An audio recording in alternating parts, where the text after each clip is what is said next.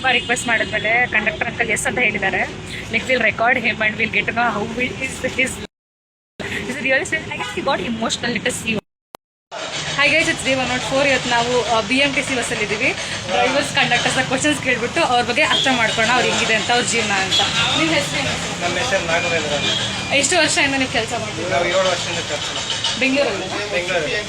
ಹೇಗಿದೆ ಡ್ರೈವರ್ ಆಗಿ? ಎಷ್ಟು ನಿಮಗೆ ಇಷ್ಟ ಈ ಜಾಬ್? ಡ್ರೈವರ್ ಅಂದರೆ ತುಂಬ ಕಷ್ಟ ಇದೆ. ಆಗಲೂ ಕಷ್ಟ ಆದರೆ ಕೂಡ ನಮ್ಮ ಮನೆ ಜವಾಬ್ದಾರಿಗೋಸ್ಕರ ಮಾಡ್ತಾ ಇದ್ವಿ. ಯಾವಾಗಾದ್ರೂ ಟ್ರಾಫಿಕ್ ಜಾಸ್ತಿ ಇದ್ರೆ ನಿಮಗೆ ಇಟ್ಕೊಬೇಕು ಅನ್ಸ್ಬಿಡುತ್ತಾ? ಗಾಡಿ ಬಿಟ್ಟು ಹೋಗೋದಕ್ಕೆ ಆಗೋದಿಲ್ಲ. ಗಾಡಿ ಬಿಟ್ಟು ಹೋದ್ರೆ ಕೂಡ ಮತ್ತೆ ಟ್ರಾಫಿಕ್ ಇನ್ನೂ ಜಾಸ್ತಿ ಆಗುತ್ತೆ, ಹೊರತು ಇನ್ನೂ ಕಡಿಮೆ ಆಗಲ್ಲ. ಅದು ಇನ್ನೂ ನಾವು ನಿಧಾನವಾದರೂ ಪರವಾಗಿಲ್ಲ, ಮುಂದಕ್ಕೆ ಹೋಗಲೇಬೇಕಾಗುತ್ತೆ. ನಿಮಗೆ ಬೆಂಗಳೂರು ಜನರ ಬಗ್ಗೆ ತುಂಬ ಕಡೆಯಿಂದ ಜನರೆಲ್ಲ ಬರ್ತಾರೆ, ನಿಮ್ಗೆ ಹೆಂಗೆ ಅನ್ಸುತ್ತೆ? ನಮ್ಮ ಬೆಂಗಳೂರು ಬರ್ತಿದ್ದಾರೆ ಏನು? ಬೆಂಗಳೂರಲ್ಲಿ ಬೆಂಗಳೂರಲ್ಲಿ ತುಂಬ ಒಳ್ಳೆಯವರೇ ಇದ್ದಾರೆ.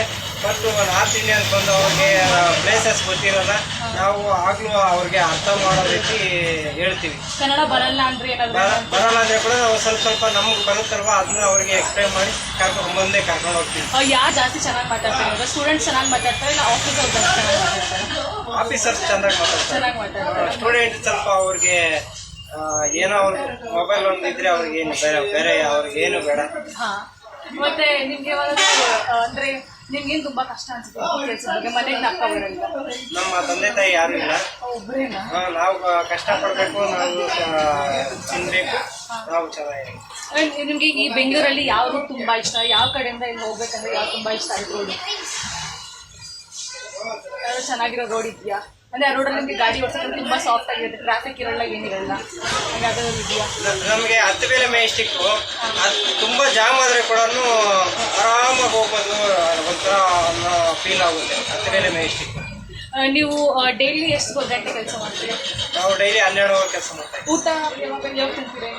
ಊಟ ಬೆಳಗ್ಗೆ 8 ಗಂಟೆಗೆ ತಿಂದ್ವಿ, ಮಧ್ಯಾಹ್ನ 2:30 ಆಗುತ್ತೆ. ರೆಸ್ಟ್ ಯಾವಾಗ ಸಿಗುತ್ತೆ ನಿಮಗೆ?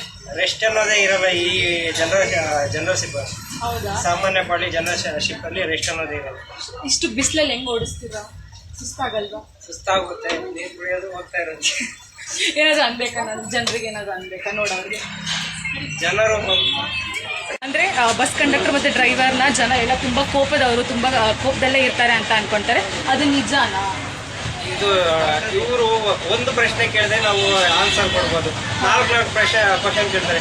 ಈಗ ಮಾರ್ಕೆಟ್ ಹೋಗುತ್ತಾ ಅಂತಾರೆ, ಮಾರ್ಕೆಟ್ ಹೋಗುತ್ತೆ ಬನ್ನಿ ಅಂದ್ರೆ ಮತ್ತೆ ಇನ್ನೊಂದ್ಸಲ ಕೇಳ್ತಾರೆ ಮಾರ್ಕೆಟ್ ಹೋಗುತ್ತಾ. ಆ ಟೈಮಲ್ಲಿ ನಮಗೆ ಕೋಪ ಬರುತ್ತೆ. ಬಟ್ ಇನ್ಯಾವುದೇ ರೀತಿ ಅಷ್ಟೊಂದು ಕೋಪ ಬರಲ್ಲ. ಅಂದ್ರೆ ಇದು ಇಷ್ಟು ತುಂಬಾ ರಶ್ ಇರುತ್ತಲ್ಲ, ಫ್ರೀ ಟಿಕೆಟ್ ಅಂತ ಎಲ್ಲ ಇರುತ್ತಲ್ಲ, ಅವಾಗ ಯಾವಾಗ ಹೆಂಗ್ ಹ್ಯಾಂಡಲ್ ಮಾಡ್ತೀರಾ ಬಸ್ನ? ಜಾಗನೇ ಇರಲ್ಲ ನಿಂತ್ಕೊಳ್ಳೋದು, ಅವಾಗ ಹೆಂಗ್ ಮಾಡ್ತೀರಾ? ಅವ್ರಿಗೆ ಸ್ವಲ್ಪ ಸರ್ಕೊಳ್ಳಿ, ಸ್ವಲ್ಪ ಜಾಗ ಕೊಡಿ, ಟಿಕೆಟ್ ಕೊಡೋಕ್ಕೆ ನಮಗೆ ಸ್ವಲ್ಪ ತೊಂದರೆ ಆಗುತ್ತೆ ಅಂತ ಹೇಳಿ ಬೇಕಂತ ಕೋಪ ತೋರಿಸಲ್ಲ. ಅವರು ಸರ್ಕಳಲ್ಲ ಒಂದೊಂದು. ಮತ್ತು ಆಧಾರ್ ಕಾರ್ಡ್ ತೋರಿಸಿ ಅಂದ್ರೆ ಅವರು ಏನು ನೆಗ್ಲೆಕ್ಟ್. ನಾವು ಕರ್ನಾಟಕದವರೇ, ಆಧಾರ್ ಕಾರ್ಡ್ ತೋರಿಸಲ್ಲ. ಅಲ್ಲ, ಗೊತ್ತಾಗಲ್ಲ, ನಾವು ಕರ್ನಾಟಕದವರೇ, ಆಧಾರ್ ಕಾರ್ಡ್ ಗೊತ್ತಾಗಲ್ಲ. ನೀವು ತೋರಿಸ್ರಮ್ಮ ಅಂದ್ರೆ ಕೂಡ ಅವ್ರಿಗೆ ಒಂಥರ ತೋರಿಸೋದಕ್ಕೆ ಕಷ್ಟ ಆಗುತ್ತೆ. ಸೊ ಸರ್, ಇವಾಗ ಈ ವಿಡಿಯೋ ನೋಡೋರ್ನ ನೀವೇನು ಹೇಳ್ಬೇಕಂತ ಅನ್ಕೊಂಡಿದ್ದೀರಾ? ನಾವು ಒಳ್ಳೆ ರೀತಿಯೇ ರೆಸ್ಪಾನ್ಸ್ ಕೊಡ್ತೀವಿ. ಅವರು ನಮಗೆ ನಾವು ಯಾವ ರೀತಿ ಇರ್ತೀವೋ ಅದೇ ರೀತಿ ಅವರು ಇದ್ರೆಗನ ನಮಗೆ ತುಂಬ ಒಳ್ಳೇದಾಗುತ್ತೆ. ಅಂದ್ರೆ ನೀವು ಒಳ್ಳೆಯದಾಗಿದ್ರೆ ನಾವು ಒಳ್ಳೆಯದಾಗಿರ್ತೀವಿ. ಬಟ್ ನೀವೇನೋ ಕೆಟ್ಟದಾಗ ಮಾತಾಡಿದ್ರೆ ನಾವು ಕೆಟ್ಟದಾಗೆ ಕೋಪ ಬರುತ್ತೆ. ಹೌದು. Thank you.